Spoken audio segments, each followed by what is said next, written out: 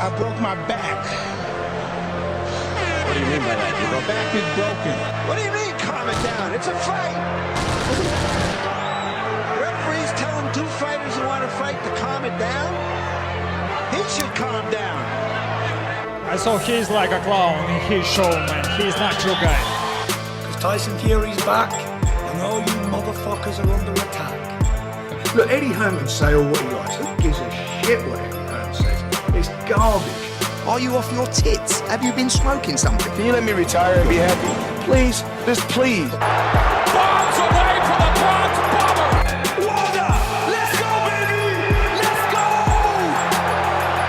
I'm through. They put somebody else up and give me an interview. What are you talking about? What are you talking about? You never give me a fair shake. HBO needs to fire you. You don't know shit about boxing. You ain't shit. You not shit. I wish I was 50 years younger and I'd kick your ass. I got dropped, man. Are you kidding? No, you won the fight. OMG, I am so excited. Any of you radio personalities think you want smoke?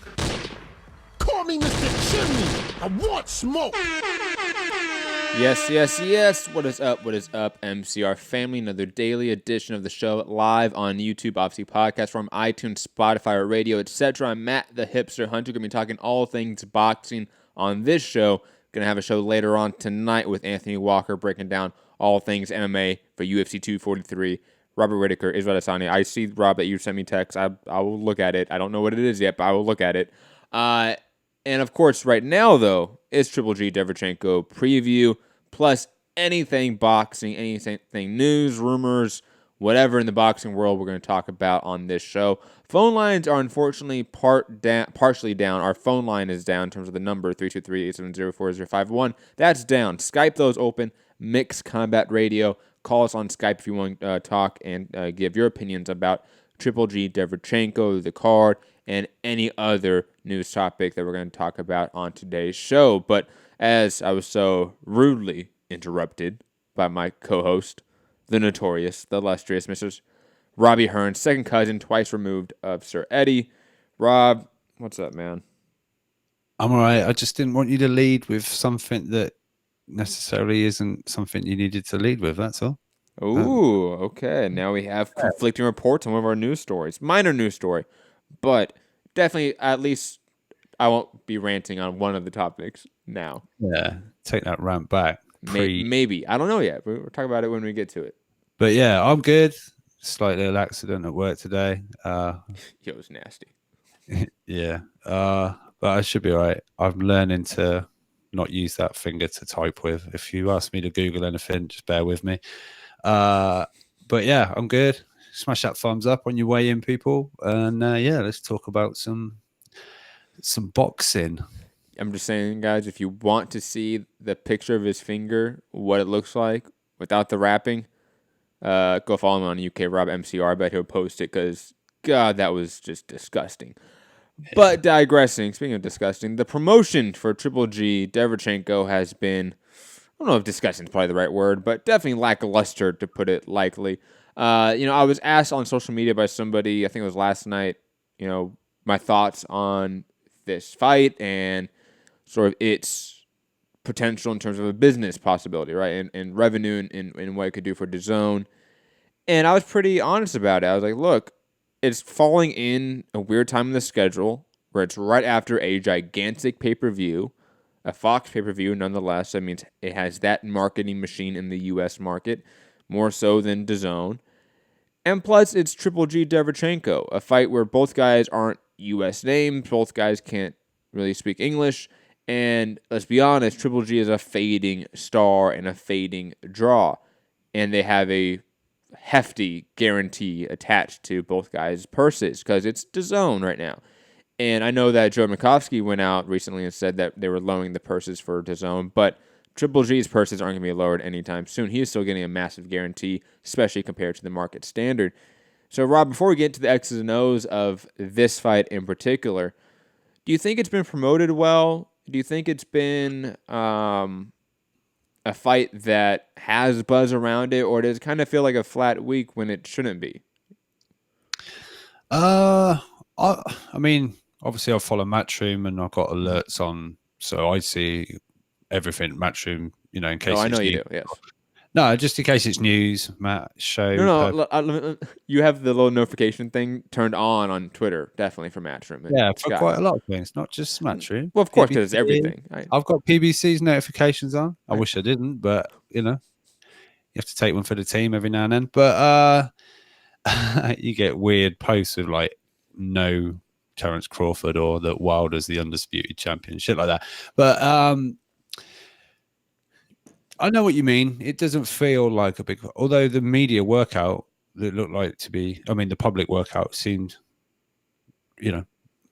20 deep, seemed to be just people everywhere that you could see. So I guess on the street, actually in the area, it's, I guess, being promoted well and plenty of people showed up for it. But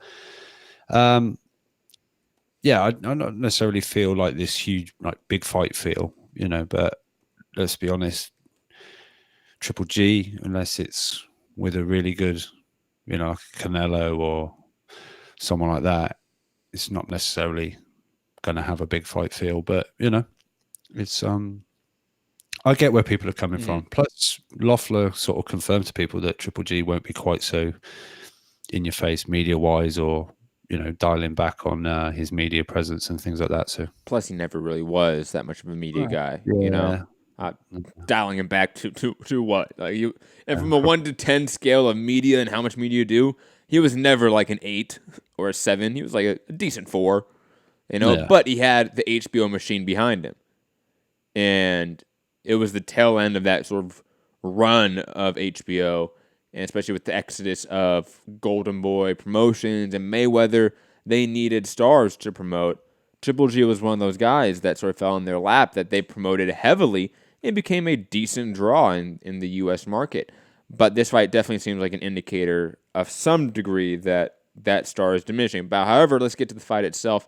Triple G-Derevyanchenko, it should be a relatively easy fight for Triple G, in my opinion. I'll be honest. I know that Triple G is also getting older. He is, 37, 38 years old? 37. 37. And he's not getting any younger, has been in a ton of wars, has been hit a lot. Tell me about it.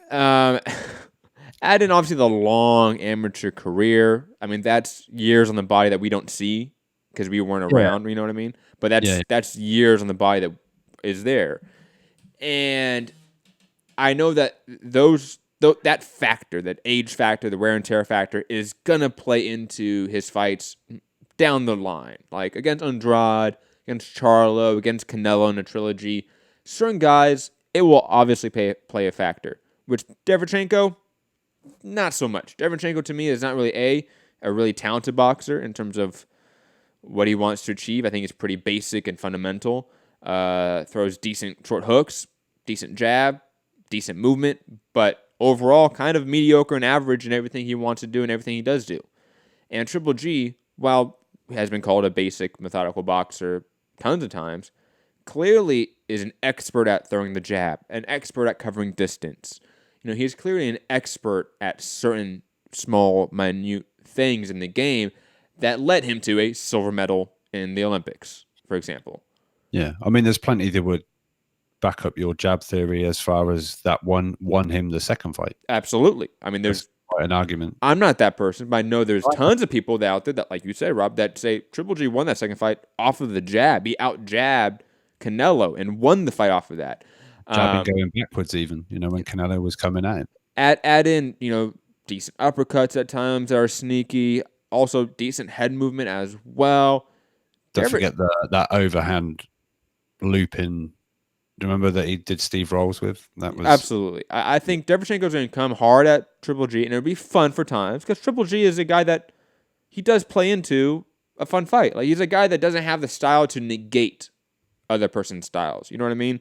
He's not a Andre Ward, Shakur Stevenson, a Billy Joe Saunders. He's not a guy that wants to negate the offense.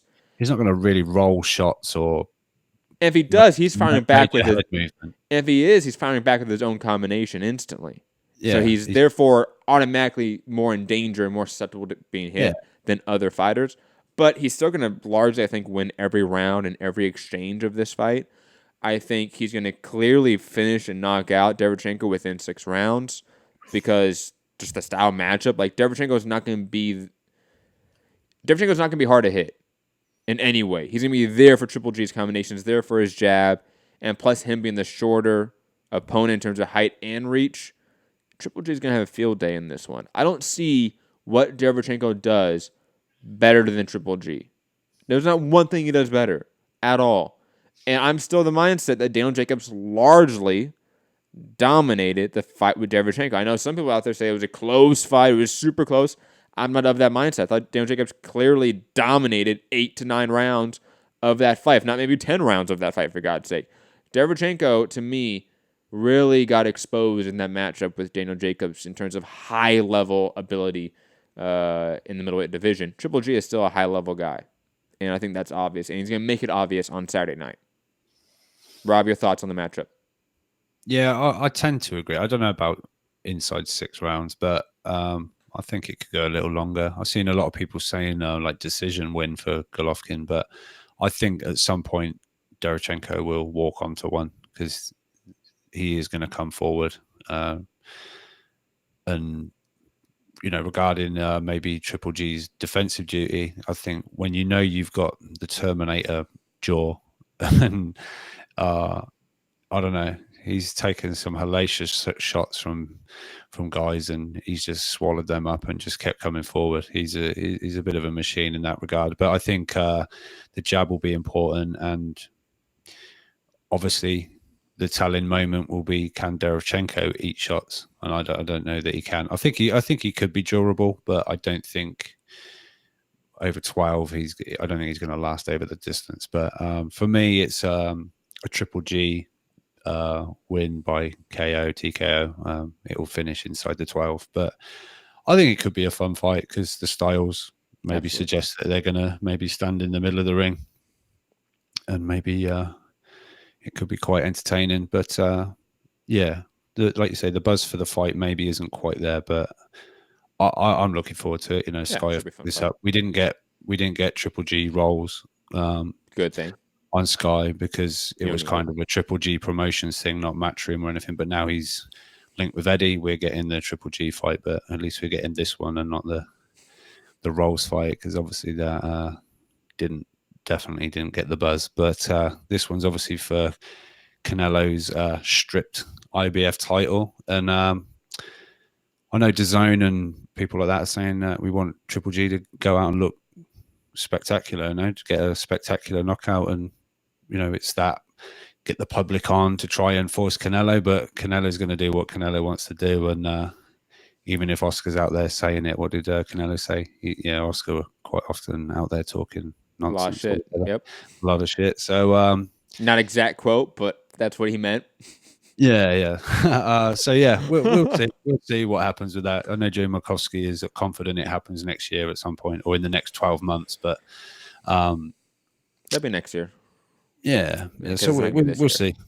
We'll see. But yeah, I think a Triple G by stoppage. Along the lines that we sort of did for the Spence Crawford fight, right? Where we played. Look, the reality is that Spence is freezing out Crawford.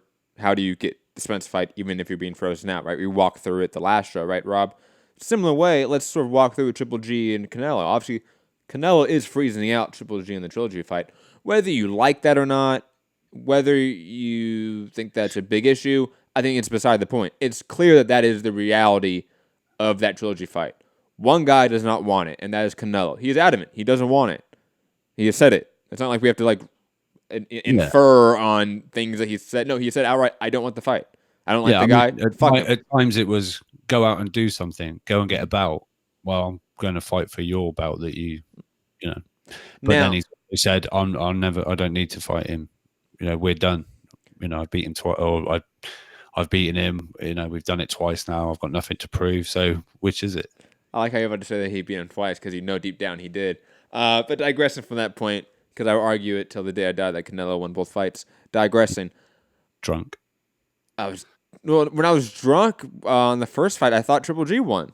When I was sober, I thought Canelo won. Yeah, well, try drinking through the show. Try drinking more often. maybe I should. Good point there. Rabbit hole. Triple G fighting Derevyanchenko, grabbing this IBF belt, is it enough to entice Canelo into a trilogy fight early next year? Rob, yes or no? Say again. I just saw. Triple G winning this IBF belt against Derevyanchenko, is it enough to entice Canelo into a trilogy fight first half of next year? Yes or no? First half of no, not first half of next year. So obviously, then Triple G. It'll be maybe the September. Obviously, Triple G then needs a second fight after this, right? So, play matchmaker here with me. What would be the best fight? Callum Smith in May for Triple G.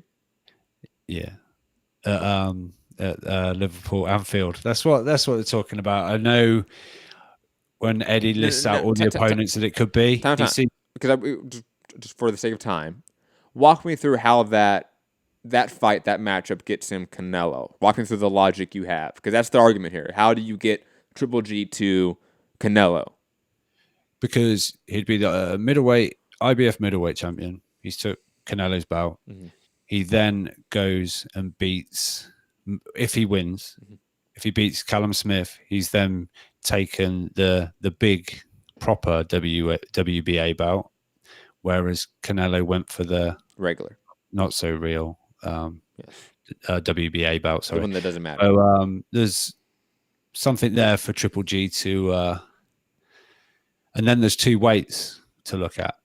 Because is Canelo going to come back down to 160, or is it 168 is easier after being at 175 for Kovalev? I don't know. I think if the trilogy happens, I can see it being at 168. Why is it the two weight class factor the reason why you think that's a better fight than, let's say, and on top of that, the whole WBA, hey, I got the real belt, you don't factor? The reason why you think Callum Smith is a better fight than, let's say, Demetrius Andrade, which is another belt in the middleweight division? Because both fights, I would say, are hard in their very unique ways. I don't think they're easy fights. I don't. Maybe Andrade is another way, because then you're unified. Canelo's got the other ones.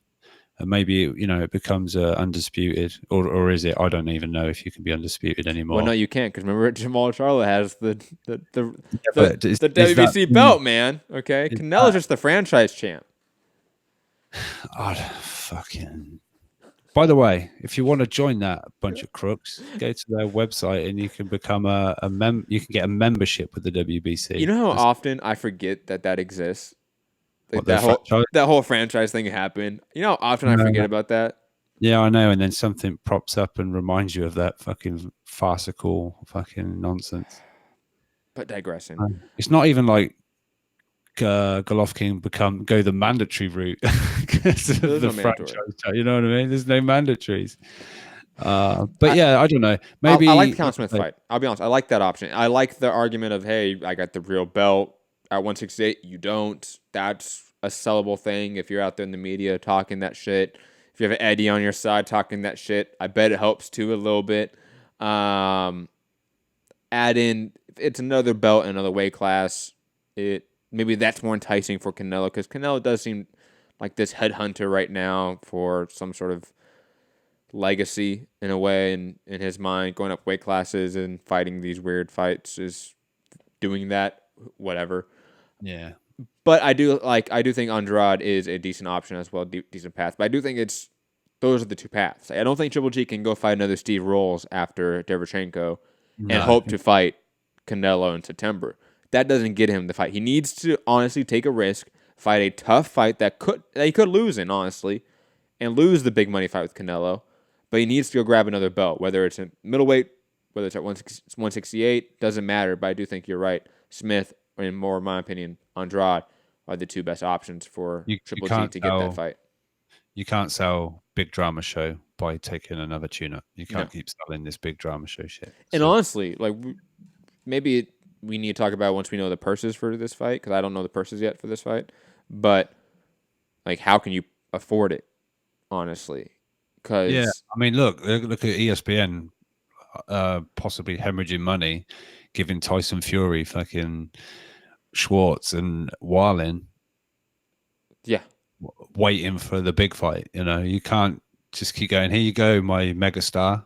And fight who you want. Fight who you want. We'll eventually get a big one and cash in on it. And that's analogous, obviously, to Triple G and Steve Rolls, and not to the same way, because obviously Triple G-Derevyanchenko is a good fight. Like, we know that. Like, it's Triple G's a top 5 guy, Derevyanchenko the top 10, top 15 guy, but it doesn't matter, honestly. Like, unfortunately, because you're paying Triple G $10 to $20 million probably for this fight, guaranteed. Yeah, it'll be like 15, I'm sure, ish. And there's no way you're making that back in gate subscribers. There's no way you're making that back international distribution fees and rights. There's no way you're making back that money.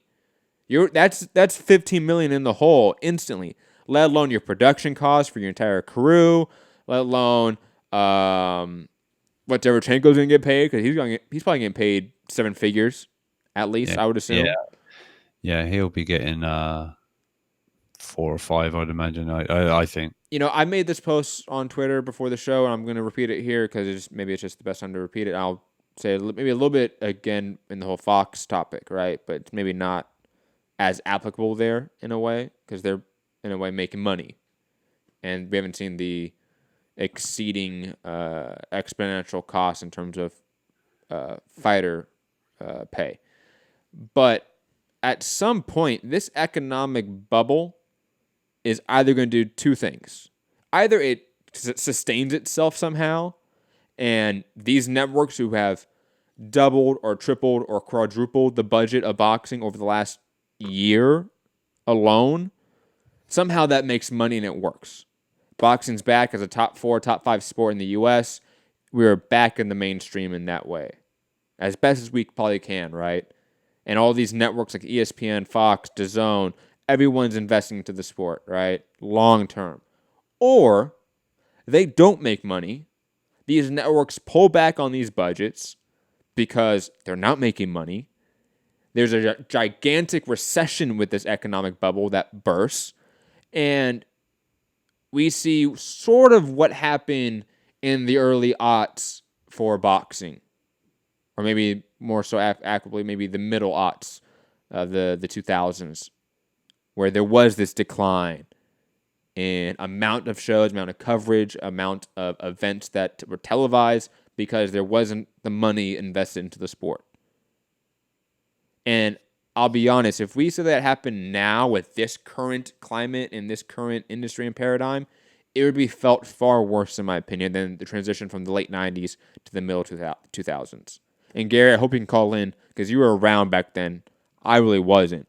So I want to get probably like somebody that was around to give their take on that comparison. On Skype, by the way, I think. Yes, Skype, yes. Thanks for reminding me. Phone line's not working. Skype makes combat radio. Sorry about that. But digressing, Rob, I don't know if you want to take a stab at what I just went on about that, or do you want to go to the undercard of this? Yeah, no, very quick. I know we're going to get to it in a little while with Steve Farhood was on Talkbox, but he was this whole like the economics. I mean, Woodsy straight out said, like, is Showtime in boxing? Are you going to be going the way of HBO? And Steve Farhood, whether he's doing the company line, but he said, no, look, we're in boxing. You're going to be seeing the likes of, and he said the Gervonta Davises, the Charlo brothers, and things like that. And he said, and he brought up, like, with DAZN coming in with this, big, like, I think he said war chest, like, that you've brought up before. They're listening to the show, obviously. If they're using my term, they're listening. It's not like it's a word in any other dictionary. They're listening. But he kind of said, it's caused a bit of a wave, and this whole sort of spike in number. He said it will settle down again, and people will find their place in the pecking order or whatever. And he said, look, we'll just we'll see how it all hangs out, because he was just kind of asked about pay-per-views, and he said it's a shame because we're the only sport that we get our big events and we then put it behind a $75 when it could be maybe seen by a lot more people. But he said that's just, it's been the way it is for a long time. But he kind of said the spike in these numbers, it'll eventually, the big waves will settle down to ripples, and it'll all find its way one way or another. And but he's saying it in a positive light because he has to, right? Well, yeah, because let's be honest, the hope that Showtime has is that there's an economic recession in the industry, right? And DAZN, Fox, and ESPN pull their budgets to some degree, and then Showtime can jump in again. That's what he's saying. Yeah, and that's not a good thing. Like, I know he is saying it in a positive, like, hey, hunky-dory, like, we're all happy here, guys. But no, that would be a gigantic crash in the industry, in the market, if that were to happen. That's not a good thing. And I don't even know if Showtime would be immune to that. Like, they've also tripled their budget in the last year. Like, they're not outside that equation. They're part of that symptom, that cause, so to speak, this economic bubble. They're just along with DAZN and ESPN and Fox in terms of creating this economic bubble that is now a problem. And if you don't think it is, this weekend is a perfect example. Triple G-Derevyanchenko, again, is the perfect example of why this market bubble is an issue. If you don't see it, rewind the tape. Listen to me again. Maybe you didn't hear it right. It's okay. Moving on, though, some undercard fights just to make note of. Ivan Branchik on the card, Israel Madrimov on the card, Ilya Akhmedov on the card, Nikita Bobby is on the card. I know you're a big fan of him. And some other undefeated prospects that I'm not too familiar with, I'll be honest. Madrimov. But I know Madrimov, and I definitely know Ali Akhmedov, and those are going to be two guys I pay attention to. And, of course, Ivan Branchik is a guy that's coming off his first career loss, actually, right? Against Josh Taylor. Fighting Gabriel Bracerio. I mean, obviously, most of these are relatively tune-ups, but it's what you expect when you're paying $15 million for one guy in the main event. The rest of the card is not going to be filled out with top-level talent and top-level fights. Rob, any prospects in particular you're curious to see on the card? Yeah, definitely Nikita Ababi. He's legit. He's really getting a following. He's getting his YouTube channel going. He was throwing out merchandise after his public workout. He was absolutely smashing the pads to pieces, right? Really putting every ounce of everything into it. I think if things are done right with him and moved at the right pace, not pushed too quick or not held back or whatever, I think he could really do something because he seems to have it. He seems to be like the package at the moment. I think he could be really. Don't get me wrong. I'm not saying definite world champion in the making, but he's going to be exciting to watch on however far he goes. Gary 2.0. And sorry. I don't think he's from Texas, but Madrimov, definitely want to see Madrimov again. Shame his it was supposed to be, I think it was supposed to be Matt DeLuca or something, because this is like Madrimov's like fifth fight. It's his fourth fight. So he's moving at pace. I think he's very high in the WBA. I think like four, something like 3 or 4. So he's definitely very exciting to watch. Like you said, Matt, maybe not. It's like potentially big main event. I think Madrimov is co-main, and then it's Branchik is in. I would assume Branchik's the co-main. No, I think really they put Madrimov as the co-main. Yeah, I mean that was a bigger fight than he was getting. I can't remember who he's fighting now. But Branchik is a fucking former champion, for God's sake. Yeah. I know what you're saying. But I'll put it this way: if Eddie, Triple G, Tommy boy, if you're listening, guys, why would you put a 3-0 prospect as a co-main event over a former champion? Like, don't do that. Be smart. Because it's more exciting. Here's the thing. Card structure has little to do with excitement. It has more to do with name value and drawing power. That's all it has to do with. Let's be honest. Moving on, though. Why is there a red flag next to... I don't know. Barrera? Ask Ray, man. Well, there should be... Oh, whatever. But... who else is on? Very quick. Yeah, whatever. Yeah, it's not a good... I mean, it's a decent card. It's a good card. It's fine. Fine. That's the word I was looking for. It's fine. It's fine. It's fine, guys. It's nothing that you're Oh, right. Joseph Ward making his debut. That's a good one to look out for. I've seen a lot of people hype about him. I don't know anything about him, so that's why I didn't mention his name. I've just seen coverage of him, but I don't know who he is, what he's done, what his amateur career is, why he has this hype. I don't know him, but I know that there's been coverage of him. That's all I know. Yeah, Ludabella snapped him up, signed up to Ludabella. So yeah, go and check him out. Moving on to our next topic of the day, by Sean Nam via Boxing Junkie. Shout out to Sean Nam for getting the job over at Boxing Junkie. He's been a good sort of beat writer / blogger for a long time. It's good for him to get more of a steady gig at a outlet like Boxing Junkie, which is USA Today, for God's sake.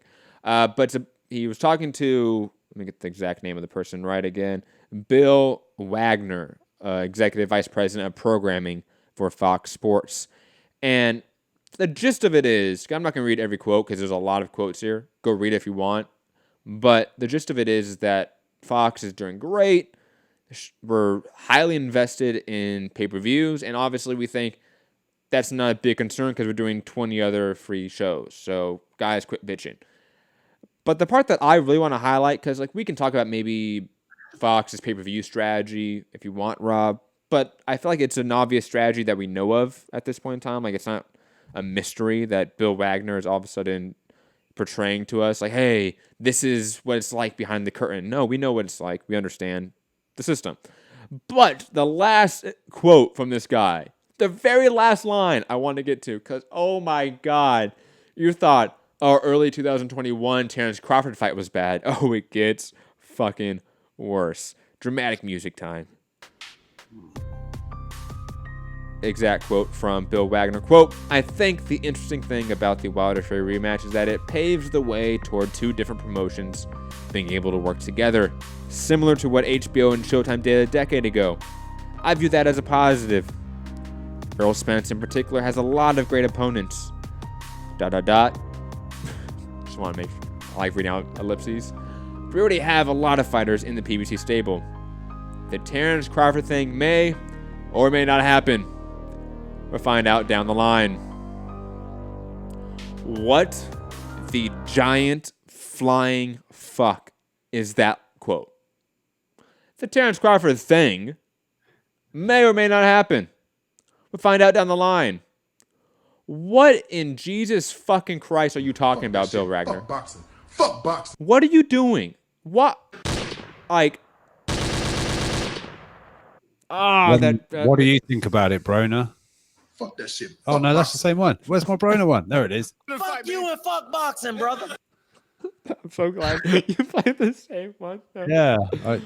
Charles Martin just really hates boxing right now. Hey, Charles, I'm with you, brother. First off, why? What gives you? I'm at a loss for words, Rob. I'll be honest. I read this quote because it was deep. It's literally the last quote. The last sentence in this article is that the Terrence Crawford thing may or may not happen. We'll find out down the line per Fox executive. Bill Wagner, to use his exact name. Wagner. Is it Wanger or Wagner? Wagner. Wanger. It doesn't matter. Billy, fuck you, Bill. William. Okay, that is such an asinine, ass backwards, archaic way of thinking of the industry and the sport that, it's like we're listening to HBO and Showtime execs circa 2008. It's the same fucking shit. It just didn't even need to be said, did it? Well, especially when the first half of that paragraph is all nice. Yeah. Yeah, Wilder Fury is paving the way for these fights. But, hey, we have a lot of great opponents for Spence. So I don't know if this, Terrence Crawford thing may or may not happen. We'll find out. Yeah, wow, what? Fuck what the public wants. Fuck best fighting the best. I just want to know what was the logical, thought process for him to say that paragraph, to say that out loud. Because did he think? Again, I'm at a loss for words, guys.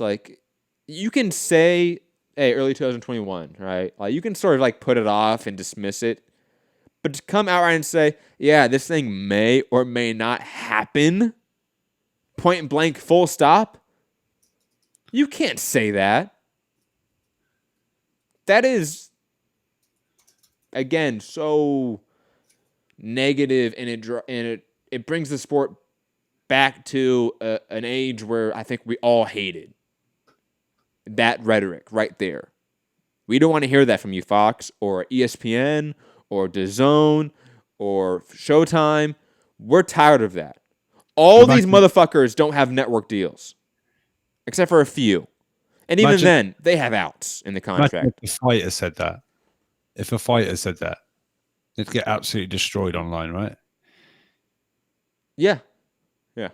Do you know what I mean? Yeah. So, yeah, I don't know. It's just didn't need to be spoken out loud to a reporter. So, I don't know. Even if you're inwardly in your team saying we don't need to fight Crawford, we got plenty over here, it probably won't even happen. He can go carry on fighting nobody. We don't need him. Spence is good here. But I don't know, to put that out there as we're not even possibly going to even think, entertain this. I don't know. I don't think it's a good look, but 1 minute we get a quote of early 2021, and that got a lot of people going, 2021? Fucking hell. Like, what? We've got to wait all that time. And now, you read on and it's like, might not even be 3021, you know what I mean? It's like, it's never crazy. It's crazy. I don't know. I'm kind of like you. I don't know quite even know what to say about that. You can't. I mean, like, again, I don't pay-per-views. If you're going to make pay-per-views, and for everyone saying, but what's Crawford done? He's not the star. But all I've been hearing this week is Errol Spence is a pay-per-view star. He's sold whatever it was against Mikey. People said that was because of Mikey. Now we're hearing it's gonna, it's gonna break 300,000, or is it has a chance to, whatever. But and that all the Latinos weren't there to buy that one. Spence is the star. So what does it matter whether Crawford, because Spence and even then, guys, like Triple G wasn't doing pay-per-view numbers, but look what he did with Canelo. Yeah, it's all down to the other guy, right? The matchup.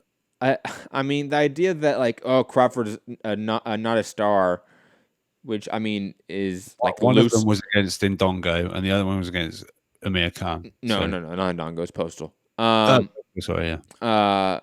Which is like loosely true if you want. You can say like Crawford isn't a star. Like you can say that. It may not be 100% true because his TV numbers are great, but whatever. Fine, say it. But then you probably then think that Triple G wasn't a star. So then why was Canelo Triple G such a gigantic pay-per-view draw compared to, let's say, Canelo Cotto? Because Canelo Triple G outsold Canelo Miguel Cotto, guys. Okay, the star with the non-star outsold the fight with 2 stars, or Canelo Chavez, or Canelo Lara. Like, you can go down the list of fights. Canelo Triple G outsold them because of the matchup. Similar way, a Spence Crawford fight would do, and I said it on either the pay-per-view show I did with Fu or the review show with you, that would do insane numbers. Like, I know that people don't think that, but I'm telling you, Spence Crawford does over 500,000 pay-per-view buys. Easy. Fox and ESPN pushing a pay-per-view. It's not even a question that Spence Crawford would do over 500,000 pay-per-view buys. Not even a question. And guess what? These two guys and this division overall, they don't get paid the same way that heavyweight is or middleweight is right now. So you can afford this and to still pay them a lot, right? They can still say, let's say they make $10 million each, right? With including back end money. Not guaranteed. Including back end money, they make $10 million each, right? So they make $3 or $4 million guaranteed, the rest in back end. They're still making money on this pay-per-view, without a doubt, guys. Like, I don't even know why this is a question or concern anymore. And again, to tie it into this article, if your strategy is to have these big pay-per-views, Spence Crawford is one of the biggest ones you can do. And it's bigger than Spence Danny Garcia. It is. It may not be bigger than Spence Manny Pacquiao, but it's definitely bigger than Spence Danny Garcia. And that's without a question. Yeah. Moving on, though, because I'm probably going to be ranting more as the show rolls on, it feels like. But fun topic a little bit. Not really fun topic, but there's a part of this story that is quite funny. Due to illness, Joseph Parker is out of the Derek Chisora fight on October 26th. I know that was a good fight. Depressing that it happened. But the reason why, guys, that Mr. Joseph Parker is not in this fight will shock you. And I will dare say, it might even haunt you in a way. Per Chris McKenna, Joseph Parker out of Derek Chisora fight due to illness, possibly from a spider bite. Oh, God! Holy shit. Okay. John, this doesn't come at a better time, okay? Because I have like a little sand pit for my kid, right, in the backyard that I built, and shout out to IKEA. And there was a spider in it the other day, right? And like a big one. My kid did not want to go in it, right? Which I was like, look, I'm a guy that doesn't like spiders. So like, I kind of get it. I didn't try to force him. But now that I saw this news, my kid was smart, man. There are deadly spiders out there biting people like Joseph Parker. Be concerned, guys. Be concerned. Might take you out of a job. It's a massive sarcasm going on there. I don't know if it's sarcasm. I'm just joking. Silly. Oh, right, okay. Because, I mean, come on. He got bit by a spider and he's out of the fight. That's fucking hilarious. Yeah, he's got and like... also, he's got like a fever and shit. Also proves my fear and my son's fear, obviously, that's instinctual, that spiders are fucking scary. Be scared. Fuck spiders. Look, it's easy for me to say, don't be such a baby when we haven't got anything that can kill you, really, in this country. So, that's true. You know, man up. But if it's taken down a fucking 250 pound... You guys want to have Black Widows in the UK? You guys want to have Black Widows in the UK? No, not unless it's come through some Colombian bananas or something. That's crazy. Nah, I think we started to get like some kind of recluse, which is they're nasty. I think it'll kill you, but I think it fucks you up a bit.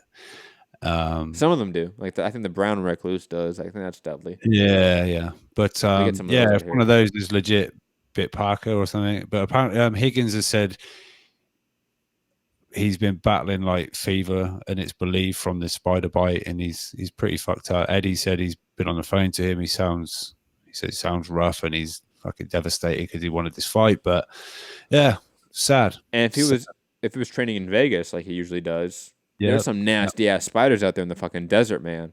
Yeah, don't joke with those motherfuckers. But digressing to more of a serious point about this topic, more so than the rightful phobia of spiders, which no one should mock because look, they can take out prime athletes like that, guys. 250 pound fucking former heavyweight champion of the world called Parker. But the opponents that are on sort of line to take his spot via Sky Sports Boxing by way of Michael Benson, Alexander Povetkin, Michael Hunter, Manuel Char, Martin Bocoli, Otto Wallin, of course, and Oscar Rivas. Now, Rob, if you can quickly sort of rank these names and like from best to worst matchup on short notice in your mind. By the way, anyone concerned about Eddie's tweet with Shannon Briggs, it was a troll. If you've not watched the IFL interview yet, he said, I just like fucking around with people. He said, Shannon Briggs will not get a license, even though Nigel Benn has. Don't worry about it. Rank them in what? Who I want or who I think is likely? Who do you want? I'll ask you for who do you think is the most likely guy after.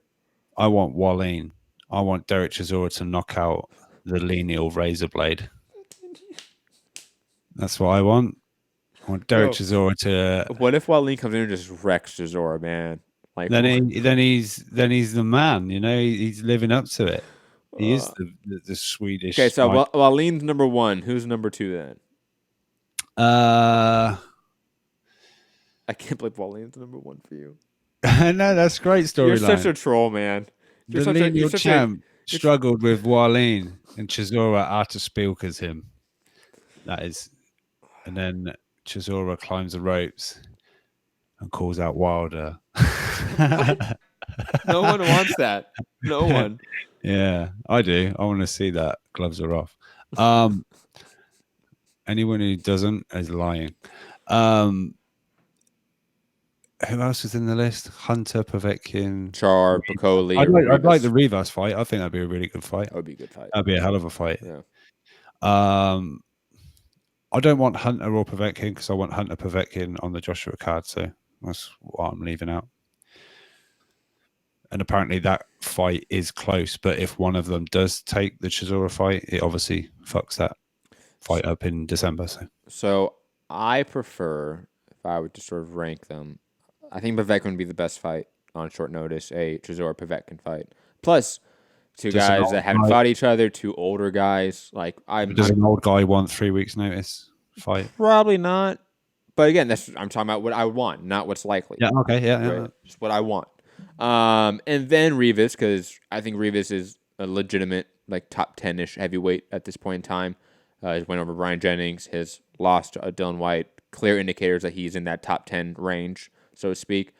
After that, probably Otto Wallin too, because it's funny. And then Michael Hunter, only because look, Michael Hunter is obviously better than Manuel Char and Martin Piccoli, but yeah. By the way, it probably will be Piccoli. I swear to God, if it's Piccoli, I'd be pissed. But I'll be honest, I never think that Hunter's an exciting guy to watch. So Chisora Hunter to me is not really an appealing fight. Now, who do I think is? I do love that Hunter, whenever there's some kind of falling out of a fight or looking for an opponent, he's the first guy. He raises his hand every fucking time. He's in the gym with the training video, and he is just sharing it, quote tweeting the news every time. Yeah. He has definitely got his notification switched on for Matchroom. That's for sure. I think the three names that make the most sense and are the most realistic are Piccoli, Hunter, and probably Wallin. I think Eddie Hearn, he likes that. You can tell Eddie Hearn probably is somewhere thinking oh, this would be so funny if I can get Otto Wallin on 3 weeks' notice to take this fight. And he would. I can give him a cool $1 million or a high 6 figures, and he'll take that shit easy. Yeah. And it might be a fun fight. But, God, if we get Piccoli, why? That just does nothing. Although, on the Wallin, I remember Eddie on the interview said, if I give Derek Chisora another southpaw, he'll probably fucking beat he had nightmare sparring for Szpilka and was like, oh, it's all gone wrong. And then it kind of clicked in the last week. I don't think Chisora wants another southpaw, but whatever. Somebody's saying Big Baby. I don't think his suspension's up yet. I think it's after this month. October 19th. When's the fight? When is the 26th? So technically he is up. Technically he could be available. And then on that much PEDs, you don't even need a week's notice, right? You should be ready to go. I think it's on your end, Matt. You've frozen up. I think it's good inside joke. Moving on. Hey, if it's Big Baby, I'm okay with that. I mean, I'll be honest. I know people hate us talking about him like he's a relevant heavyweight because he is. But, hey, I would be completely down with the Chisora Miller fight. That'd be one of Miller's best opponents to date, let's be honest, right? Yeah, I'll be down for that. Actually, it might be his best opponent to date. Yeah. Right? Yeah. Yeah, I would say so. Yeah. Circling back to Spence and Fox and all those fun topics, Lance Pugmire saying, quote, not quote, I don't know why I said quote. Lance Pugmire saying, why change a good thing? The Athletic Boxing is told the intent is to bring Earl Spence back to Staples Center January 25th for his planned 2-belt welterweight title defense against Danny Garcia on Fox pay-per-view. Rob, are you surprised they're going back to LA when Danny's a Brooklyn guy? They could easily probably sell out the Barclays Center. Yeah, I don't know. Is the Barclays Center even available anymore? Well, the Charlo Hogan fight's on the Barclays Center. Oh, is that Barclays? Yes. Oh, okay. I don't know if that's confirmed, but that was the venue that was attached to it. Oh, okay. And to that point about the whole, is the Barclays Center even a thing anymore? Because I want to say, what's his name? He's no longer a part of the Barclays Center. I could be wrong on that. I want to say you're right. There is something about that. Yeah. I want to say I saw a report out that said that he's no longer a part of the Barclays Center. Again, I'm not saying that's 100%. I'm saying I want. Comment section. Oh my God. Somebody's going to go crazy about it. But I want to say I remember one article talking about it. I never followed up on it just because I didn't put much stock in it, to be quite honest, like it mattered. But, I mean, if you're going to put a PBC fight in the Barclays Center, the one fight that makes the most sense is Spence, Danny Garcia. So why you make it in LA, a place that both guys they're not from? Like, it's not Dallas, it's not the Barclays Center in Brooklyn. It's not even Vegas. Like, it's going to LA. Again, I don't know if that's the right move, to be honest. And I'm a guy that lives in LA. Then I've been saying for a long time I want more big fights in LA, but this fight just doesn't make sense in this market at all. Brett Yormark, the top executive behind the Brooklyn Nets and the Barclays Center Arena, is stepping down ahead of an impending ownership change at the basketball team, according to a person familiar with the matter. What source is that? Bloomberg. Oh, okay. I don't know if it's going to be some Yahoo out down the street. Bloomberg 24. 24/7. Boxing News, Bloomberg 24. Now let's talk about a topic that... Very quick, Matt. We didn't do Shields card. Oh my God, we didn't. Fuck. Yeah, I knew there was something I was missing. I'm sorry, guys. But if you want to say Triple G's got no promotion, look, then you haven't really seen much about it, then fine. But at least that's energy. To make excuses for me, I planned and scheduled 3 different shows at the same time. 2 for this channel and 1 for a different channel because I'm producing a show for someone else. I'm sorry I left out Shields versus Habazin. Look, Shields should win, clearly. I don't know who else is fighting on the card, to be honest. Look, this isn't a good fight. It's not. It's a bad weekend for the sport. Let's be honest here. Again, this is a UFC weekend. Robert Whittaker and Israel Adesanya are fighting for the dominance of Australia versus New Zealand down in Melbourne. No, I'm sorry. Everything else is kind of off my mind. I'll be honest, guys. I'm sorry. But yeah, Shields, Habazin should be a fun fight. Steve Farhood was asked by Woodsy about it. He said, "You're going to have to help me out. Is this Habazin? Is she any good? Is it a 50-50, a 60-40? And Steve Farhood, I think, trying to be nice, said it's a 80-20. But by the way, do you want to? This is for the vacant World Boxing Council World Female Super Welterweight title. Mm-hmm. It's also for the vacant WBO World Female Super title. And not only do you win the WBC with this, but you can get yourself the WBC Diamond bout as well. Cool. So Diamond and full. Oh, we've talked about this for a long time. The depth in women's boxing is not good. It needs changing. It needs some investment. And until that happens, we're going to get a lot of these fights. In between a Shields Brackus fight, a Shields Savannah Marshall fight, if she goes back up to like 168, 160. Don't be surprised if you see Cecilia Breakhouse signing with Matchroom. I wouldn't be surprised by that. And she's going to be defending her title. She's European. She's going to be on the KSI Logan Paul undercard. I fucking hate this. Women's title fight. The bunch of 13-year-old fucking alt-right Nazis. It's going to be great. Whoa. It's going to be great. Whoa. Moving on. That was MMA fans. I thought that's what that was. That too. Oh. That too. There's a large percentage of them there, yeah. But there's a large percentage of them here in boxing, unfortunately. Fuck. By the way, also on the card is Jaron Ennis, Boots. I like Jaron Ennis. Yeah, Jermaine Franklin, who Farhood said has not looked good at all. Who is Enos signing with, technically? Is he like a Cohen Promotions guy? Is he a Salida Promotions guy? Is he DeBella? Who is he with? I don't know. Obviously, Shields is Salida Promotions, right? Yeah, but I also think she's co-promoted with Greg Cohen. I think a lot of the Salida people are co-promoted with Greg Cohen Promotions. Yeah. There must be some partnership with those two promotional companies, like Big Bay Miller, I think Shields is as well. If Enos is signed with those two, I mean, it's not bad, but he needs to be signed with someone else. He's in that division where, like, you need to be signed with one party.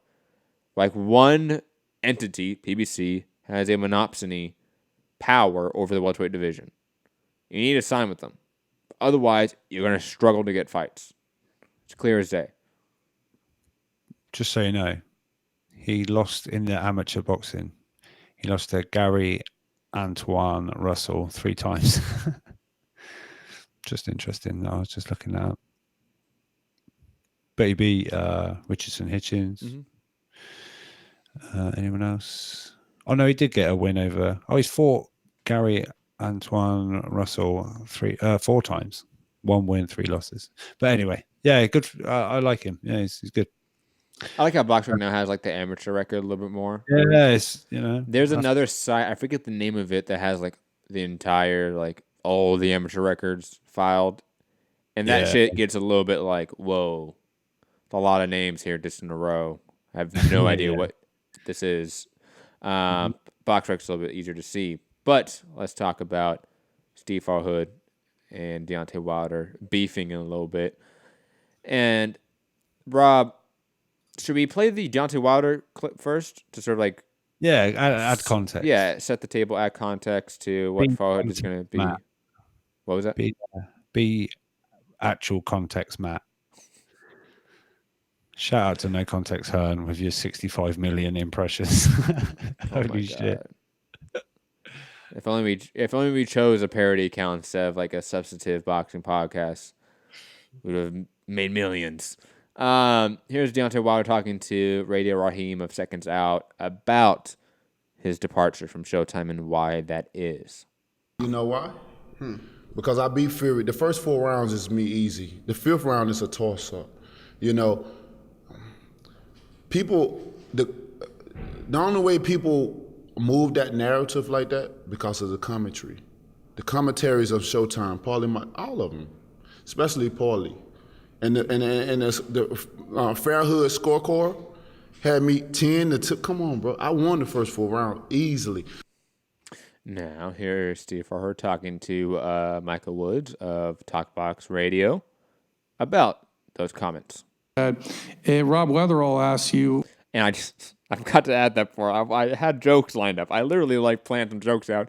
But shout out to Rob for just stirring the fucking pot, man. Let's be honest. Good on you, Rob. Rob Weatherall asks you, and by the way, I meant to do the homework on this and still will. What does Steve make of Deontay Wilder blaming the Showtime commentary for his draw against Fury? And I think he may be specified against Paul Malignaggi. I'm not sure. What did you make of that? I'm glad Paulie said what he said because it took all the heat off me. What? Because I didn't go back and do the homework on it. Can you specify? I scored the fight 4 points for Tyson Fury. Right. To me, with the exception of the... And what did he say? He called out more so Paulie or all y'all? More so Paulie, because Paulie, after I gave my score, Paulie added some comment of his own, and Paulie being Paulie, it was very opinionated. God bless him for it. Right. So, yeah, and I think Paulie's an easier target than me because he's a higher profile than me. Okay. So, yeah, Deontay didn't like that. That's too bad. We got to do our jobs, you know. And if you watch that fight again, I challenge anybody to tell me that Deontay Wilder won that fight. I'm with you.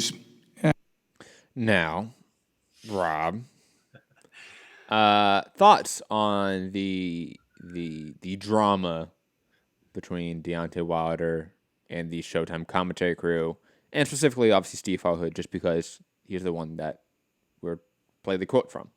Yeah, well, as far as my question goes, mission accomplished. Yeah, I'm glad he didn't do some kind of corporate. Well, you know, sometimes you watch a fight and you maybe give your card and the fighter doesn't like it. But having watched it back, I can see Deontay's point. No, he stuck by his guns. He backed what he saw on the night and challenged anyone who wants to challenge his score, go right ahead. But Wilder did not win that fight. Am I even here anymore? What the fuck you doing? You can't put me on a single screen when you're back anyway. I wanted to put you on. Just relax, okay?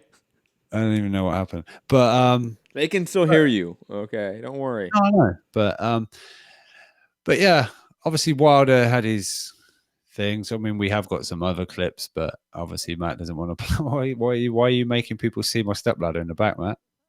I don't even know what you're doing. But look, I'm trying to do something here with my window, and I don't want like the light to go through the window. I didn't know you had a fucking stepladder there, though. Yeah, my real ladder died when I was a kid. Sorry, that's my stepladder, everybody. That was just too much of a setup. Anyway, what was I saying? No, there's more. There's more Wilder clips, but Matt obviously doesn't want to play those right now. Well, because they're not related to the beef, so to speak. They're just like Wilder saying really stupid shit. Which, I mean, look, you can watch any interview of Wilder, and he's going to say some stupid shit. Yeah, all right. But anyway, yeah. Is this a contributing factor to the Fox thing? Him leaving Showtime in a sense. I don't know that it's a major thing, but I'm sure his feelings made that decision easier, for sure. So yeah, but shout out to Steve Farhood sticking by what he saw in the night. Yeah, and I mean, I don't agree with it, but I mean, that's his opinion. He has every right to it, and good for him for sticking by it. And plus, it's Steve Farhood. I mean, he's an expert in the sport. If he thinks that, he's 100% entitled to that opinion about his scorecard on the fight. Just like Deontay is probably entitled to his opinion that it was a bad scorecard, even though I don't think anyone really thinks that he won the first 4 or 6 rounds. It's like that.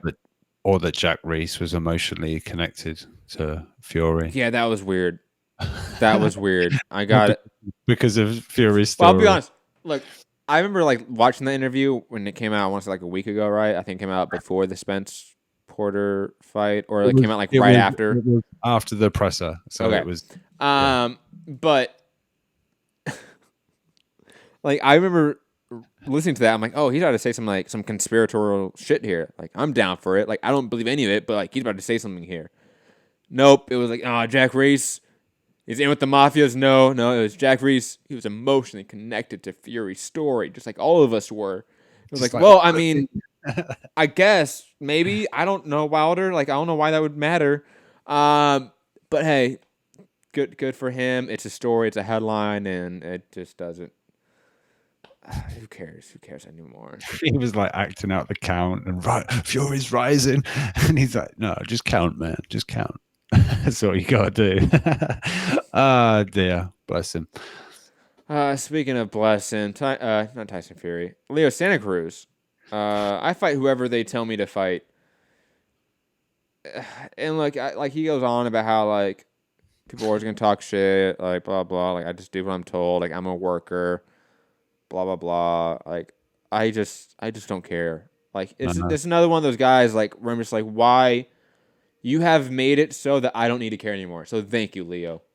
Thank you. You have made it very clear that you don't care about getting big fights. Sorry, I don't mean to interrupt you.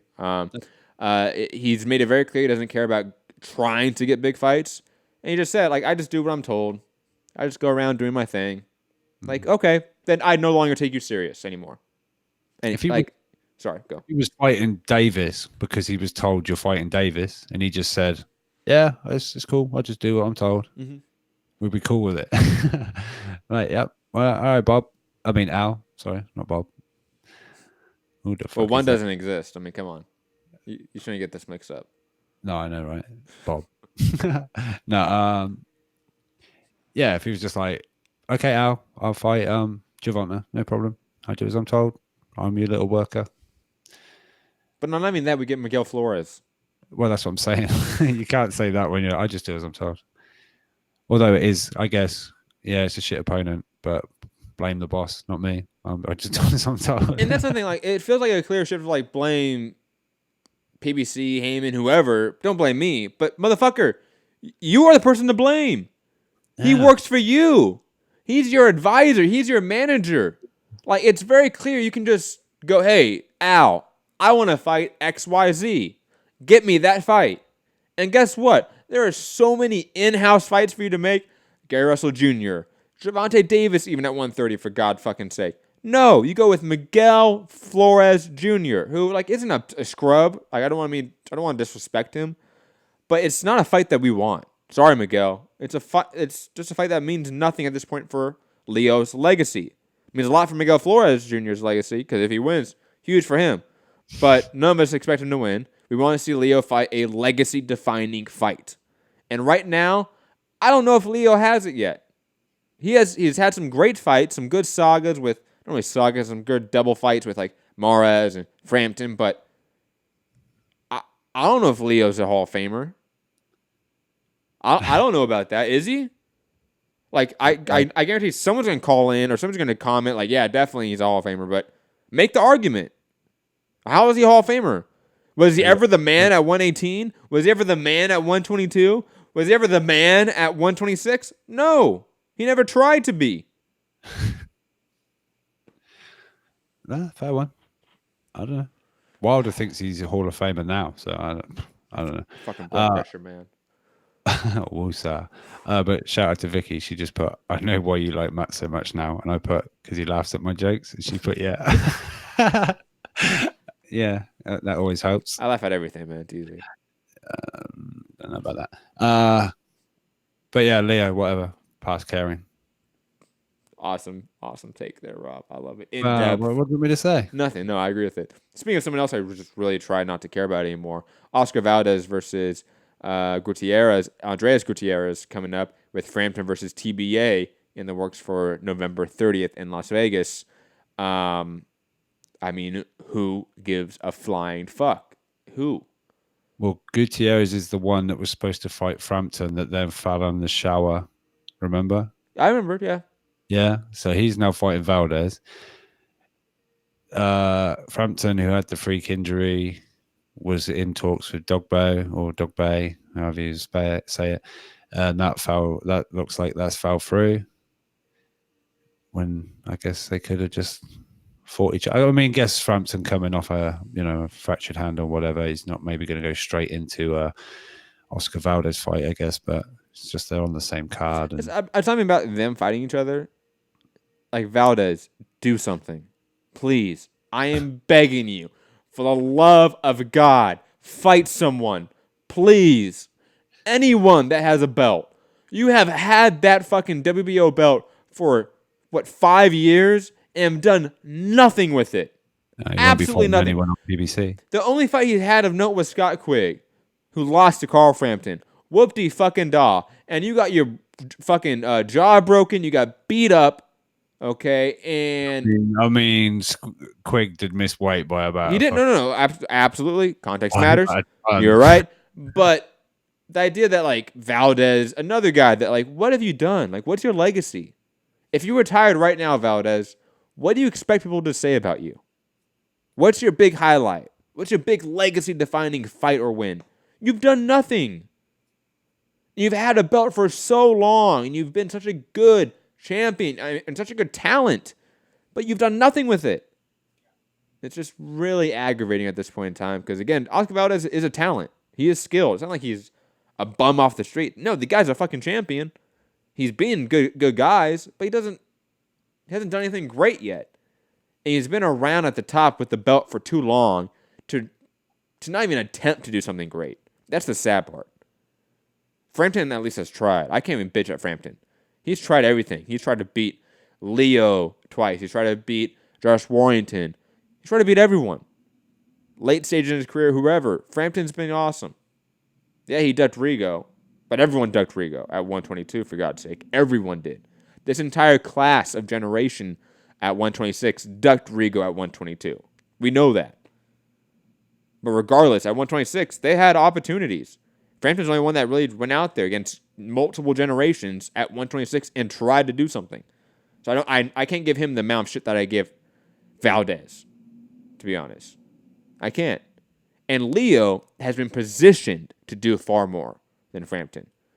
Leo has been winning. Leo has been, since the first sort of Frampton or second Frampton fight, he's been the guy to take the reins if he wanted to at 126 and be the guy. He never did. Never tried. Sorry for ranting. It's all right. You're good. What's next? Thank God.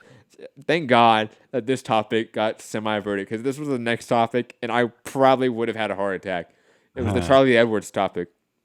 Salvador Rodriguez reported that Charlie Edwards was going to vacate his WBC flyweight belt, but Ryan Sangalia reported, I want to say, like right when the show started, that that's not happening. That he heard back from Charlie Edwards that that's not true. People talk a lot of shit, something to that effect. Now, first I've heard of it. People talk, I guess, or something like now, I'm curious to see what happens because obviously he's saying he's not going to vacate, but hey, I want that rematch. Well, this was slated to be on the Monte Carlo, the Matchroom every year. They do the... Yeah, but it was never confirmed to be on that card, right? It was talked about at one point to be on that card. Yeah, we haven't even got a main event for that yet, have we? Yeah, we do. We have the purse bid they got. Remember Matchroom won? Yeah, but that's not the main event. I think that's the main event. Get out. Don't be silly. I'm not trying to be like facetious here and make jokes about Matchroom or that is not the main event. There's talk of heavyweights and shit on there, so that is not the main event. But when's the Monaco card, man? How long away is it? November 30th, something like that. 20 something November. Hey man, I'm just saying it from the reporting. That is not the main event. Look, if you do a purse bid for a fight, I assume it's the main event. And from the reporting, it sounded like it was the main event. Maybe I need to go back and read the tweets and everything about that. Yeah. Maybe you do as well. But I want to say it is. Stop crapping around because you think you know better than anybody else. I'm sorry, Bob, but I mean, look, these are like the Matchroom to Zone Italy cards. Like they're regional cards. I mean, don't make up shit. Hey, I mean, I don't know. I just said I don't know. This is my thoughts. Who what was the fight you're talking about anyway? That was a Besputin. Who the fuck is he talking about? Versus whoever. Oh, no, that's Bob's fighter. I shouldn't have used that. But Bob would do that to his own fighters. Come on, shout out to Crawford. No, it's a good fight. It's a good fight, but it's not main event. But circling back to Edwards Martinez, do we still think the rematch happens, Rob? Or still? Well, as long as Edwards is saying, because first it was he was gonna, then he said no, I'm not, and then it was reported he's vacated, and now he said, wait, no, I'm not. So Edwards along the line is saying no. I think he's getting told by everybody, you need to fucking move up because you're shit at the weight now. You cannot. You're weight drained at trying to get to the weight, and this guy is nothing but a lot of pain for you. But I know you want to defend your title. You don't want to walk away from the WBC title, but you ain't going to have long in this, in this career. There's really tiny weights. Make your money while you can, and I don't know. I don't think this is it's very brave if he's keeping with the belt, but I think he knows deep inside it's going to be a struggle for the weight, and it's probably not going to end very well. But I guess he's doing the whole go out on your shield mindset champion thing. But well, it's a weird thing. Like health wise, you're absolutely right. Like taking another L, especially of that manner, would be really bad. Like that's brain damage. Like that's what that fight is, right? Or punctured lung or something, man. Oh my fucking God. Those body shots. But this is where like it's prize fighting, right? Like this is where like it's the sick side of the sport. Do you sacrifice your health to save your brand? Because even in a loss, at least you go back and fight the guy. If he vacates and moves up, he hasn't took an L, but there's bigger money fights for him. There's bigger money fights for him in the next division. There is bigger money fights in the next division, but it's worse than an L to vacate and move up. In the public's eye, it'd be far worse. Yeah, I saw. Because you got to think about it, the people that pay attention to these weight classes are super hardcores. They're not casual. So, like, they're not going to go with the wind. They're going to remember this shit, like me. I remember that he ducked Martinez after he clearly beat him, and like, oh, he got hit after he was down, blah, blah, blah. Cry me a river. I don't know about a duck. If you're struggling at the weight, are we wanting fighters to get into the ring? Is that what he's saying? Is that he's struggling at the weight? He said it post-fight. He looked shit at the weigh-in. But it's been. Then hey, this is what you do. If this is the real situation, because I'm telling you, even if that's the case, vacating, moving up, and not fighting this guy is worse than an L. Move up, have him move up with you and fight. Yeah, someone said, imagine he moves up and say, all right, I'll come with you. I'll go back down. I'm coming back down. That's what I would do, because that would save face. Yeah. To be honest. And again, if you take that L, no one treats you worse, because it's the guy that was on his way to beating you the first time. You didn't have to fight him again, but you did. And on top of that, you could have moved up and avoided him. No, you moved up and you wanted the fight still, and you asked him to move up with you because you couldn't take that weight cut anymore. Good on you. You get respect. Yeah. And then on top of that, it puts the ball back in Martinez's court to make the fight, to do that. Yeah. Just from pure, sorry, go. I was just gonna say, in a not era, but in a current situation, as we're seeing lately, where weight cut is being highlighted a lot. I apologize. Oh my God! This company keeps calling me. Maybe it's one of the companies I sent my resume into, but I have no idea who this company is. Oh, helpful. Yeah. I'm not gonna say the company like across the airwaves. Like I don't know what it is. Well, you can't say it if you don't know what it is. And to be honest, I applied to so many jobs yesterday, guys. Like I don't even know who I applied to. In the industry or a different one? A lot of them were inside the media industry, for sure. Okay, cool. Like I applied for some Netflix jobs. Ooh. So, a job at Endeavor, which would be fucking hilarious if I get a job at Endeavor and get the inside scoop on the sale. You could be the head of PBC. That would be brilliant.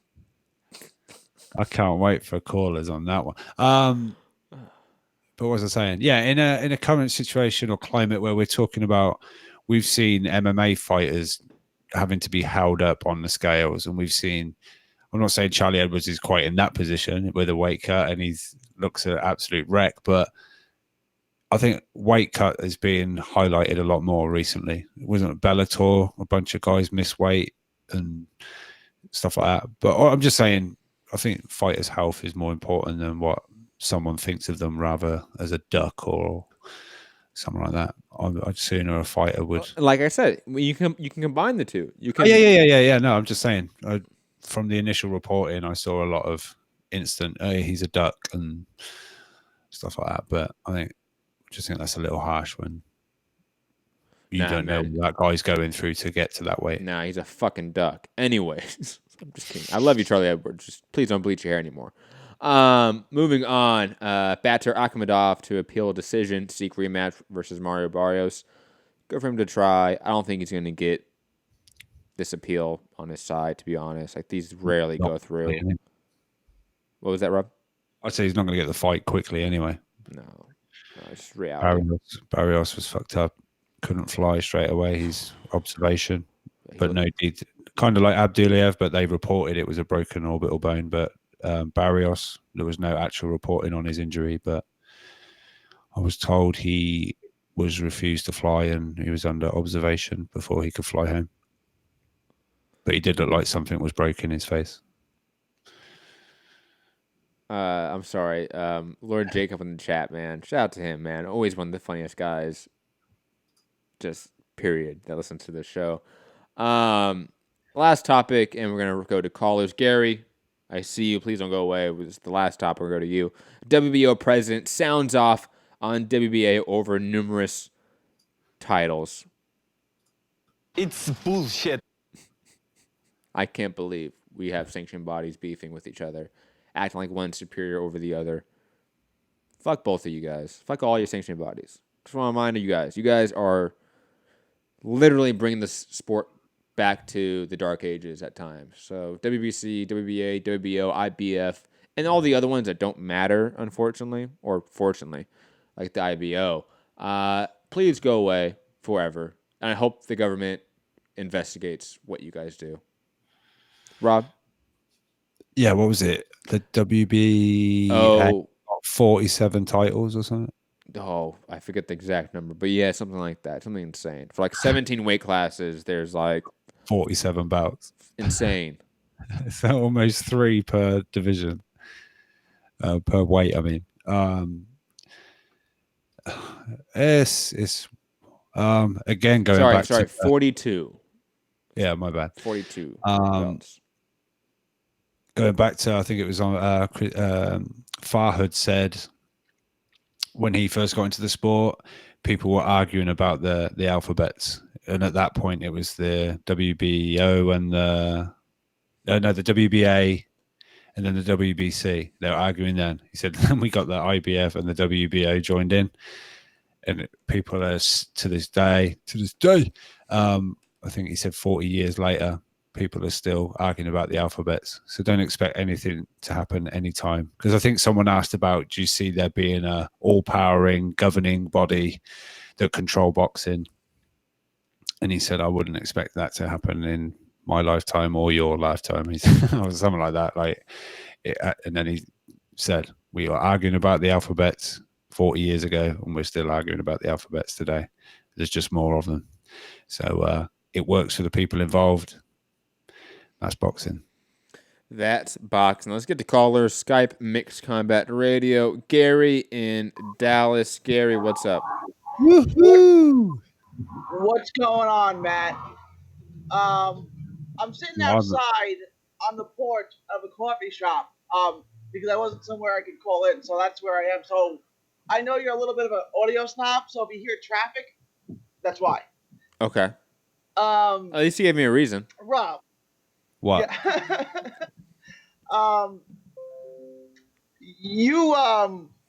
This Nikita Ababi thing.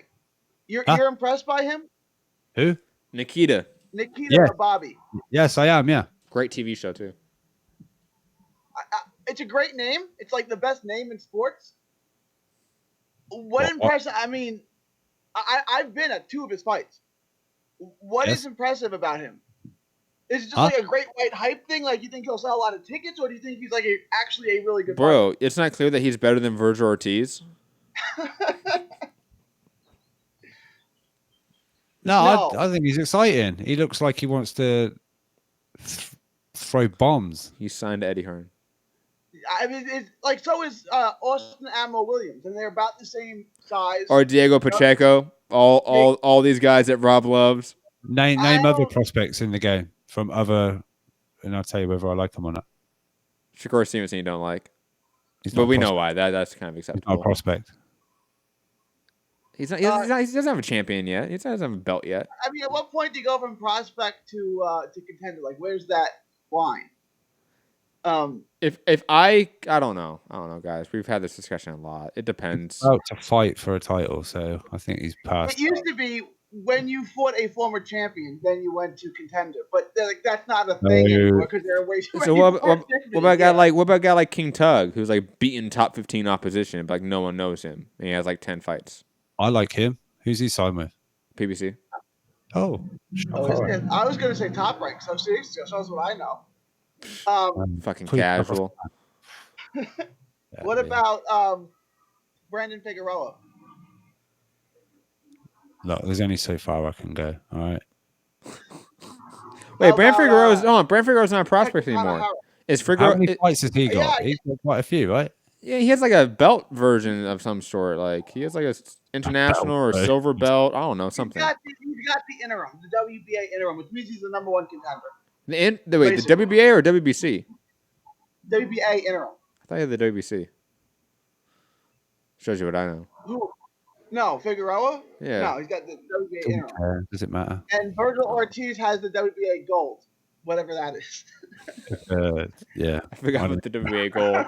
Well, it's like like the diamond belt. That was apparently, what was that made for? For a specific high level historic fight. It sounds better than gold, doesn't it? Like, would you rather have the diamond belt or the gold belt? Just on how it sounds. Diamond. Yeah, I would say diamond's better than gold. Yeah. I would think. I bet when you sell that shit on eBay, you can get more for it. Yeah, for sure. Absolutely. I know, like, they like the belts now, but like when Virgil Ortiz's career is over and he's got 5 belts in 3 different weight classes, do you think he's really going to care about the WBA gold belt? No, Gary. Right? All right, I'm tired of talking about this, so I'm going to move on to a more interesting topic in my mind. I want to get your opinion on the Bill Wagner quote about the quote Terrence Crawford thing may or may not happen, end quote. Did that remind you of like the dark ages of HBO versus Showtime? Yeah, it does. You were talking about the mid '90s, right?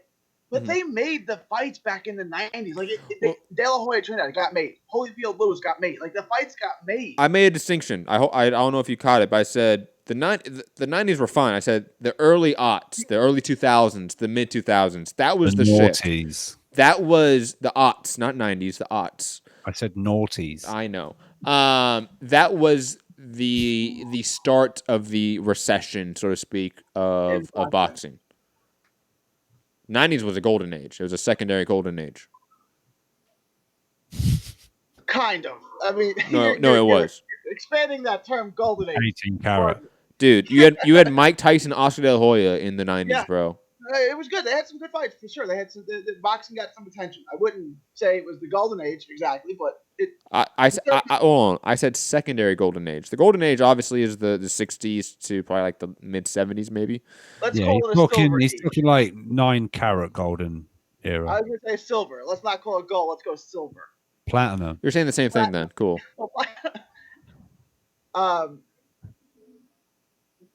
Go ahead. I'm sorry, Matt. What's the rest of your question? Well, I don't know anymore because you got us so off topic. But just overall, like, does it concern you in terms of making, let's say, the Spence Crawford fight, hearing these quotes? Do you think we ever get it now? You know, sort of like, what are your thoughts about it as somebody that was around more than I was during the dark ages, during the HBO Showtime rift, so to speak, that was so evident in the sport, and comparative to now and where we're heading? You know, sort of compare and contrast the two. I don't think we're gonna get it. Like I thought we were.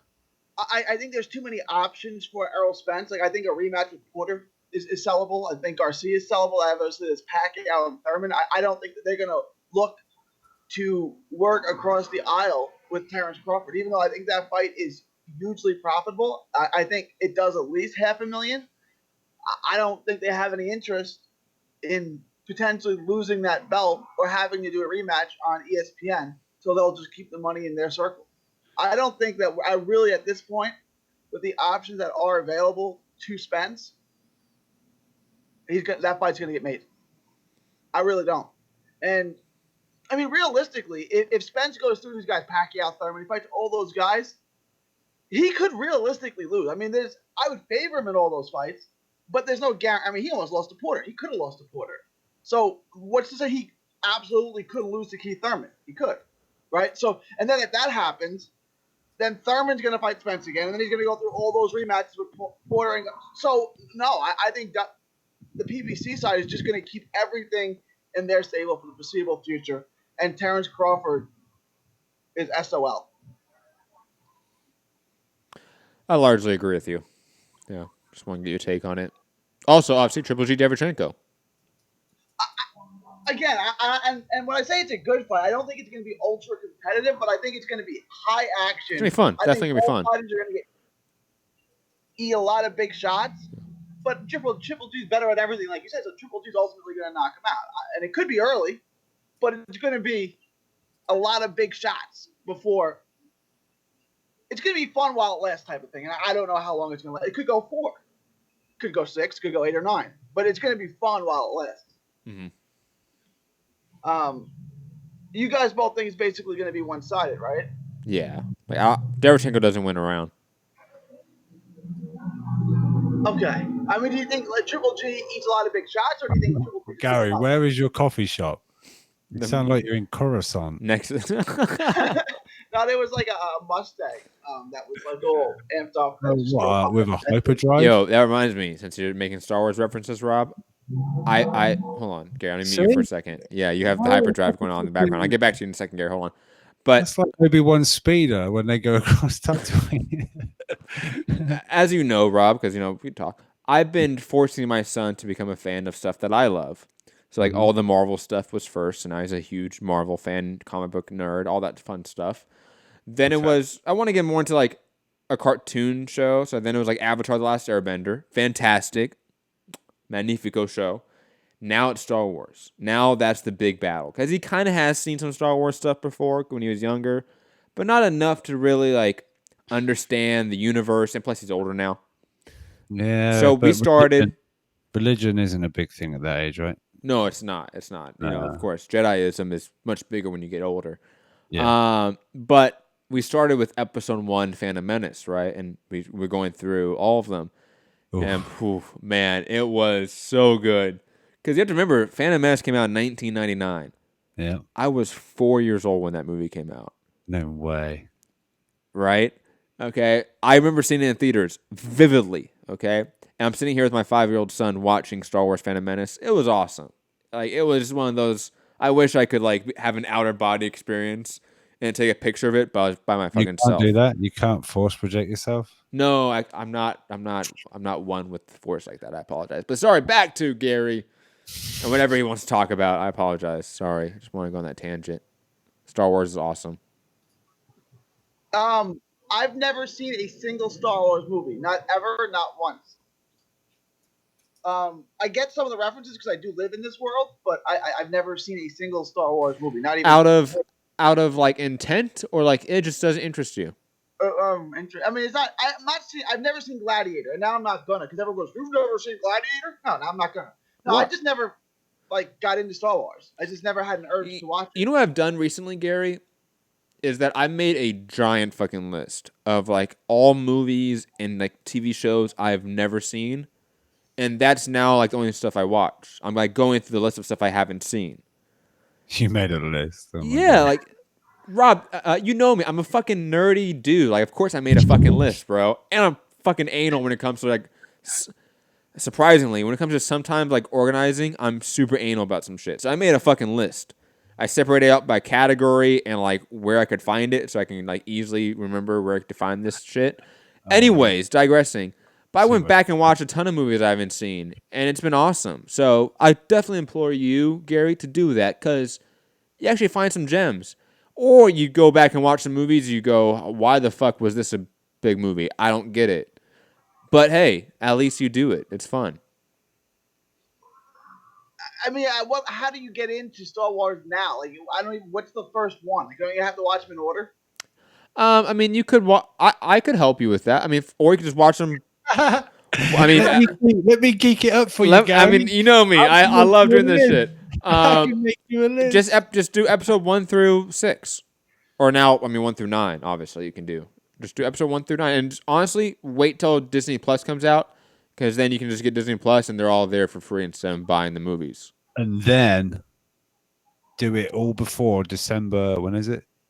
And then you can go to the movies and watch the last one. Is this the last one for sure? We're done. No. That's no. Oh. They have like 3 other trilogies in development. Okay. The plan is now for Disney, because they own Avatar, Star Wars, and Marvel, that they just alternate years.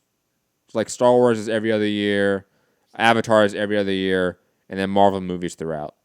That's the plan. Avatar. Catch all this on Trending Now Network. I'm so not into, like, I guess, pop culture. Mm-hmm. I would not do well on Trending Now. It's okay. Not the last 10 years at least. Educate yourself. Join Matt in his YouTube version of lists. What see how bent out of shape he got when Fu didn't have his list in order for the hip hop? So mad. So fucking mad. He took the time to do the hardcore part and get it down to 20. But then he just didn't put them in order. Like, I didn't understand what Fu was doing there. No one understood what Fu was doing, okay? It spun Matt out big time. He put Vince Staples in his top 20, okay? God. The thing about the hip-hop list is, like, there's 50 names that you could put on the list. The problem is the list is only 20. So then it's like getting those 20. You know what I'm saying? Like, there are 50 names that are reasonable on that list, but you can only come with 20. Yep. So how do you cut the list down from 50 to 20? That's the hard part, yeah. That is. And he did that part. Now just put those 20 guys in order. That's even harder, maybe. No, it's not, though. I mean, it's Fu. You just said Fu's lazy. There's 50 names that you can put into 20 spaces. and those have to be ranked. Surely then ranking the 20 that you've picked out of the 50 is a difficult job as well. Leave Fu alone, man. You're a bully. There were guys that like I wanted to put on a list like Method Man and Corrupt and Fabulous. I'll go down this again. I ran out of spots for them. There were no spots. They couldn't take anyone off the list. No, there's definitely a spot for Method. You're just tripping. Gary, are there any deadly spiders in Texas? Yeah. Yeah. There's all types of critters and animals. Snakes. Snakes. Snakes. Yeah. I've killed so many rattlesnakes in my life. And I live in LA. I didn't know y'all had rattlesnakes. Not in LA. In California, we do, of course. What was that? In California, there's obviously rattlesnakes, but not in the heart of LA. California is a huge state. Yeah. I mean, yeah. Do you think I've spent my entire life only in my house in LA? Yes. Making lists. I have lived in Oregon, for God's sake. That's right, you did. You went to school in Oregon. That's right. Matt's got a list in his house of deadly animals in California. Rocky Mountain tick. What is that thing called? The tick that if it bites you, you die? What? Now I'm concerned about a fucking tick. God damn it. Matt isn't leaving a really strong wind. I don't think you have to worry about being bit by a Rocky Mountain tick in LA. I don't know, man. I go to the Rockies occasionally. Well, then I'd watch out for ticks. That's fucking scary. You can tick that off your list. I didn't. Gary. Boxing or Gary, I don't know, man. Like, look, I got others. I tried to lead you into quickly. Dora and Parker falling out. Gary, I'll give you time to sort of think about your last thoughts, some last topic you want to bring up. But quickly, I'm going to be producing the trenches on ShareDog.com, ShareDog's YouTube page with Anthony Walker and Benjamin Duffy. I'm producing the show live at 5 p.m. Pacific time. Also, after that is done, Anthony's going to be joining me for MCR for covering UFC 243, Israel Adesanya versus Robert Whittaker. Should be a fantastic card to break down, plus Copenhagen review, Bellator cards, all that stuff. Rob, stop that. Be supportive, like you were supportive of Fu. How dare you, Gary, besmirch my love's name? How dare you? Fu is a wonderful man. It was really hard for him. But back to Gary. Go check out those other shows, by the way, later today. Gary, last thoughts. What's up? For the Parker replacement. Yes. I would do this. It was about 3 weeks away. 3 weeks notice. I would go get Tony Bellew off the couch, watch him win, and that will put in perspective how bad that second tier heavyweights are. Because you just got beat by a cruiserweight who was sitting on the couch for the last year and a half. Who obviously isn't a cruiserweight anymore. Not a cruiserweight anymore, but he'll take it on 3 weeks notice and beat Chisora. I don't think he would, but thank you for the call, Gary. Always appreciate it, man. Guys, that's going to be it for this show. We're going to get out of here because, like I said, I got 2 other shows to fucking produce and host and all that stuff, so I'm busy today. Be back later tomorrow for a boxing show, most likely. Maybe not. I don't know. Depends if there's news. What do you think about that? If there's news, we'll be back tomorrow for our regular show at 2 p.m. with me and Rob. If there's no news, the championship rounds, Friday, patreon.com/Mixed Combat Radio. I'll be back later tonight for an MMA show with Anthony Walker from ShareDog.com. And earlier than that, at 5 p.m., I'll be over at ShareDog.com, ShareDog on YouTube as well, producing their podcast and live show. Find me, Matt Hunter, MCR, all platforms. Peace. Rob? You can Rob MCR, Instagram and Twitter. Hit me up with any. I'm looking at putting together a new intro for the show. Maybe a few new intros, but if you've got ideas for, like, I don't know, clips for, like, I don't know, from post-fight interviews or ring interviews, or maybe commentary clips that were good and that'd be good, you can send them to me. And or funny. Funny is always better. Yeah, funny. Anything that is, like, I guess, boxing sort of famous in a way, or, you know, like, whether it's funny or just a good soundbite or whatever. Send them to me via DMs on Instagram or Twitter, UK Rob MCR. Are your DMs open? Yeah, slide in, baby. Yeah, should be. I think so. Yeah, why not? You get on the show, walk through that door, Vicky's on the other side, slap. Your DMs are closed now. I think she knows it's just boxing. That's pretty much. And definitely dudes DMing you. A lot of dudes. And poo. Anyways, guys. But yeah, catch me on the next one. Peace.